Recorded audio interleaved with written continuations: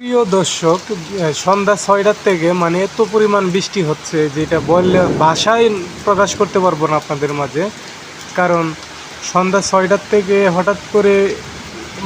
হঠাৎ করে এত পরিমাণ বৃষ্টি আসবো সেটা মানুষ কল্পনা করতে পারে নাই। হ্যাঁ, কারণ বৃষ্টিটা যে আসলো তো আকাশ খারাপ ছিল, আগের থেকেই আকাশ খারাপ ছিল। হ্যাঁ, আচ্ছা, আকাশ খারাপ থাকার পরেও কিন্তু মানুষ এতটা বুঝতে পারে না যে এত পরিমাণ বৃষ্টি। আবার বৃষ্টির সাথে কিন্তু বাতাসও রয়েছে, প্রচুর পরিমাণ বাতাস, আপনারা দেখতেই পারতেছেন।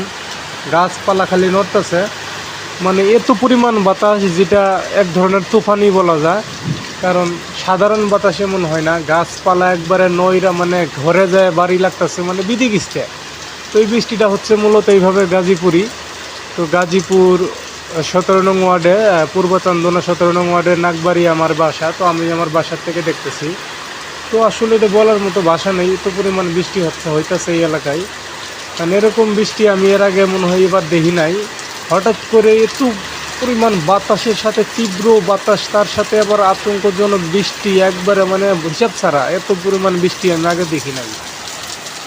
বৃষ্টি দেখেন বেলকনিতে ছাদের ময়লা টয়লা যা আছে, এই ছাদের ময়লা মালি সহ একবারে পড়তেছে বেলকনিতে।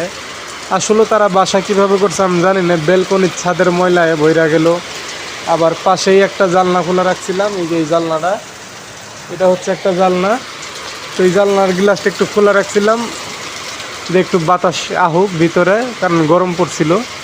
তো কি বলবো, আর হঠাৎ করে যে মানে পানির সাথে একবারে বালুর চাকায় পড়ছে। একবার আমি সাথে সাথে আম্মুখ হয়ে গেছি, এরপরে সাথে সাথে জানলাটা লাগাই দিলাম যে এটা কী বা হইলো। কারণ বৃষ্টির পানির সাথে যে এইভাবে ময়লা বালি আসবে এটা আমি কল্পনা করি নাই। এগুলো মূলত হচ্ছে ছাদের বালু।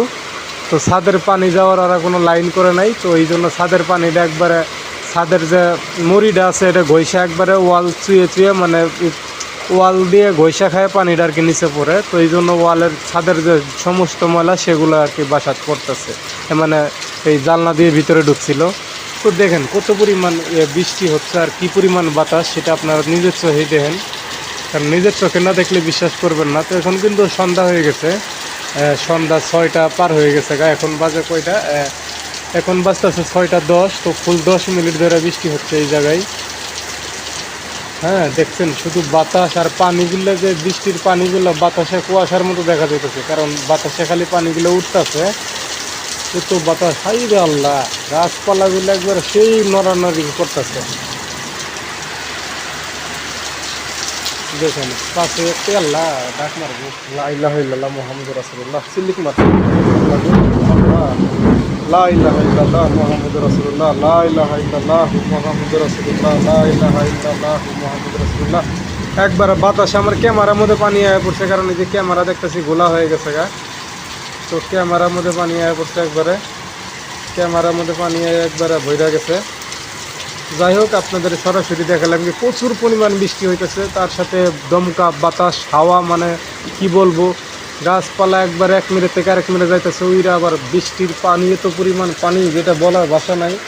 কারণ আমার মনে হয় যে নিচে দেখাচ্ছি আমি, দেখেন মনে হয় আর কিছুক্ষণ পানি পড়লে একবারে নিচে এই যে বাইসা যাইবো, কারণ নিচে মাটি দেখাইতেছি, আমি 3 তলার উপরে আছি।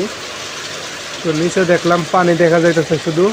তো এই 10 মিনিটের বৃষ্টি যত পরিমাণ পানি হবে এটা কল্পনাও করি নাই আমরা। তো যাই হোক, দেখা যাক পরে আবার যদি ওরকম কোনো দৃশ্য দেখি দেখানোর মতো, তাহলে আবারও আপনাদের মাঝে ভিডিও শেয়ার করব। তো আজকে এই পর্যন্তই এই ভিডিওটা, কারণ আমি দেখি বৃষ্টি কী হলো। অলরেডি আমার ক্যামেরার মধ্যে অনেক পানি আয়া পড়ছে।